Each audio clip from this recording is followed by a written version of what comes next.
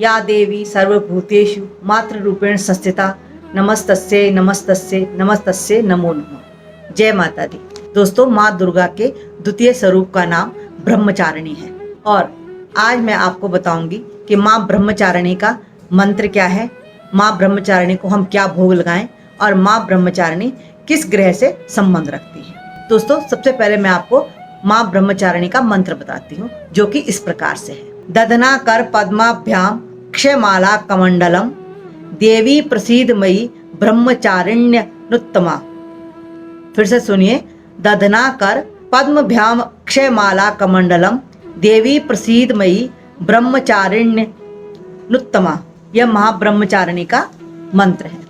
इसके अलावा दोस्तों, सूक्ष्म मंत्र ब्रह्मचारिणी का इस प्रकार से है। ओम देवी ब्रह्मचारिण्ये नमः। ओम देवी ब्रह्मचारिण्ये नमः। इस मंत्र को हम इस प्रकार से भी बोल सकते हैं, ओम ब्रह्मचारिणी देव्ये नमः। तो दोस्तों, यह मैंने आपको माँ ब्रह्मचारिणी के मंत्र बताए। इसकी एक माला आप पूजा उपासना के समय जरूर जप करें। ब्रह्मचारिणी सर्वव्यापी ब्रह्मांडीय चेतना का दूसरा स्वरूप है। नवरात्रि के दूसरे दिन इस रूप में भक्तों को आशीष मिलता है। ब्रह्म का अर्थ होता है परम चेतना, जिसका न कोई आदि है और न कोई अंत, जिसके पास कुछ भी नहीं है। दोस्तों, नवरात्रि के दूसरे दिन माँ ब्रह्मचारिणी स्वरूप की आराधना करने वाले भक्तों को असीमित शक्तियाँ प्राप्त होती हैं और वो दुखों से ऊपर उठकर जीवन में सुखों को प्राप्त करते हैं। भक्तों को ब्रह्मचारिणी माँ उनके प्रत्येक काम में सफलता देती है और उन्हें सन्मार्ग से कभी भी नहीं हटने देती। जीवन के कठिन से कठिन संघर्षों में भी बिना विचलित हुए अपने कर्तव्य का पालन करवाती हैं। इनका वाहन भी शिखर यानी पर्वत की चोटी को ही बताया गया है। माँ भगवती सूक्ष्म से सूक्ष्म रूप में भी शिव की प्राप्ति के लिए तप करती रहीं। तीनों लोकों में भगवती के इस रूप का तेज व्याप्त हो गया। तब ब्रह्मा जी की आकाशवाणी से इस रूप को भगवान शिव को पति के रूप में प्राप्त करने का वर दिया गया।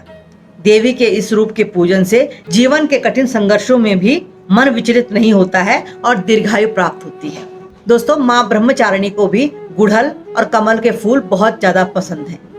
इसलिए हम माँ भगवती को गुड़हल और कमल का फूल अगर मिल जाए तो उसे चढ़ाएं।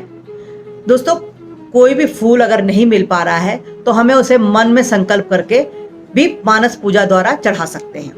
मन में उस फूल को बनाने की कल्पना करें और माँ भगवती को चढ़ाएं, और अगर हमें प्राप्त हो जाए तो अति उत्तम। चलिए दोस्तों, अब मैं आपको बताती हूँ कि माँ भगवती ब्रह्मचारिणी को हमने क्या भोग लगाना है। दोस्तों, माँ ब्रह्मचारिणी को चीनी, मिश्री और पंचामृत का भोग हमें लगाना चाहिए। इससे माँ बहुत अधिक प्रसन्न होती हैं। इस भोग को माँ को अर्पित करने के बाद स्वयं प्रसाद के रूप में ग्रहण करने से माँ हमें लंबी आयु का वरदान देती है। अब दोस्तों, मैं आपको बताती हूँ कि माँ ब्रह्मचारिणी किस ग्रह से संबंध रखती है। तो दोस्तों, माँ ब्रह्मचारिणी मंगल ग्रह से संबंध रखती है। यह मंगल दोष को नियंत्रित करती है। इसलिए अगर हमारी कुंडली में मंगल दोष है या हमें पंडित जी कहते हैं कि आप मंगली हैं, तो आपके लिए माँ ब्रह्मचारिणी की पूजा उपासना बहुत ही लाभदायक है। माँ भगवती मंगल के अशुभ दोषों को नियंत्रित करती हैं, शांत करती हैं और हमें मंगल ग्रह के शुभ प्रभाव प्राप्त होने लगते हैं। तो दोस्तों, यह तो मैंने आपको माँ ब्रह्मचारिणी के बारे में छोटी सी जानकारी दी। आशा है आपको पसंद आई होगी। दोस्तों, ऐसी ही किसी रोचक जानकारी के साथ कल फिर मिलते हैं। तब तक के लिए अपना बहुत ध्यान रखिए।